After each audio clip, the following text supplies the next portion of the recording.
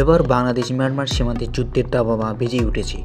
Arakan army একের পর এক এলাকা মিয়ানমারের জান্তা বাহিনীকে হটিয়ে নিজেদের নিয়ন্ত্রণ প্রতিষ্ঠা করতেছে।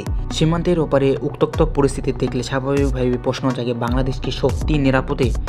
রাখাইনের মতো মংডুর মতো কৌশলগত এলাকা যখন তাদের দখলে, কক্সবাজার চট্টগ্রাম তাদের পরবর্তী লক্ষ্য কী হতে পারে? আরাকান আর্মির আসল টার্গেট কি? তারা কি মিয়ানমার রাখাইন রাজ্যেই সীমাবদ্ধ থাকবে নাকি বড় কিছু করার পরিকল্পনা আছে? এখন প্রশ্ন হলো, এমন পরিস্থিতিতে মিয়ানমার বাংলাদেশ যুদ্ধ লাগলে কে জিতবে? রাখাইন আর্মি কি বাংলাদেশে আক্রমণ করতে চলেছে? তারা কি আসলে ভারতের কিছু অংশ মায়ানমার বাংলাদেশে কিছু অংশ মিলে নতুন এক দেশ করতে চলেছে? এমন প্রশ্নের উত্তর জানতে চলুন দেখে নেওয়া যাক মায়াবের আজকের বিশ্লেষণ। আমাদের প্রথমে জানতে হবে আরাকান আর্মি কারা এবং বাংলাদেশের জন্য তারা কতটা হুমকি হতে পারে। একসময় মিয়ানমারের ক্ষুদ্র বিদ্রোহী দল হিসেবে শুরু করা আরাকান আর্মি বা এএএম এর একটি শক্তির রূপ নিয়েছে, যা মিয়ানমারের জান্তা সরকারের ঘুম হারাম করে দিয়েছে, সেই সাথে বাংলাদেশ ও ভারতেরও। কিন্তু তারা কিভাবে এত শক্তিশালী হলো? প্রথমত, আরাকান আর্মি মিয়ানমারের জান্তা সরকারের অব্যবস্থাপনায় দীর্ঘদিনের অত্যাচারের সুযোগ নিয়েছে। রাখাইন রাজ্যের মানুষ বছরের পর বছর জান্তা সরকারের নিপীড়নের শিকার হয়েছে। এই অবিচার আর হতাশার সুযোগে আরাকান আর্মি সাধারণ মানুষের মন জয় করার সক্ষম হয়েছে। গ্রামের পর গ্রাম তাদের প্রতি অনুগত প্রকাশ করেছে। এভাবে সাধারণ মানুষদের পেয়ে তাদের শক্তি গড়ে তুলেছে। তাদের সামরিক কৌশল অত্যন্ত চতুর। আরাকান আর্মি জান্তা বাহিনীর বিরুদ্ধে গেরিলা যুদ্ধের কৌশল ব্যবহার করে থাকে। তারা এক জায়গায় হামলা করলে অন্য জায়গায় চলে যায়। এজন্য জান্তা বাহিনী দিশেহারা হয়ে পড়েছে। তাদের শক্তি ছত্রভঙ্গ হয়ে পড়েছে।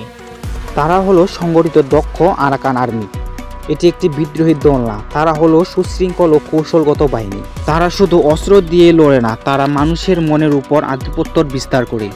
তারা স্থানীয় জনগণদের সমর্থন ও আস্থা অর্জন করেছে। এই মানসিক লড়াই একটি শক্তির উৎস। এইসব কারণে রাখাইন রাজ্যের বেশিরভাগ অংশেই তাদের নিয়ন্ত্রণ প্রতিষ্ঠা করতেছে। মংডুর মতো কৌশলগত এলাকা এখন তাদের দখলে। এই সাফল্য মিয়ানমারের সামরিক শক্তির জন্য বিশাল এক বড় ধাক্কা।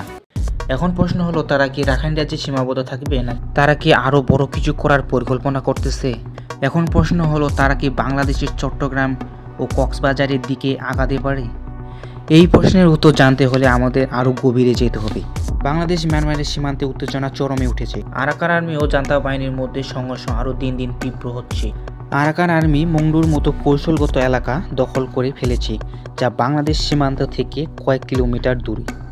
এখন বর্তমানে এমন একটি পরিস্থিতির সৃষ্টি হয়েছে যেখানে মোটার শেল ও গুলির শব্দ বাংলাদেশ থেকে শোনা যাচ্ছে।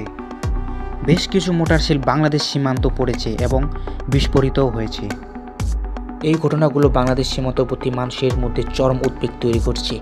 এতে বাংলাদেশের সামরিক বাহিনী হাত গুটিয়ে বসিয়ে নেই। বর্ডার গার্ড ও বাংলাদেশ বিজিবি সীমান্তবর্তী এলাকাগুলোতে নজরদারি করেছে, সেই সাথে টহলও বাড়িয়েছে। কক্সবাজার ও টেকনাফের মতো গুরুত্বপূর্ণ এলাকা খুবই সতর্ক অবস্থানে রয়েছে।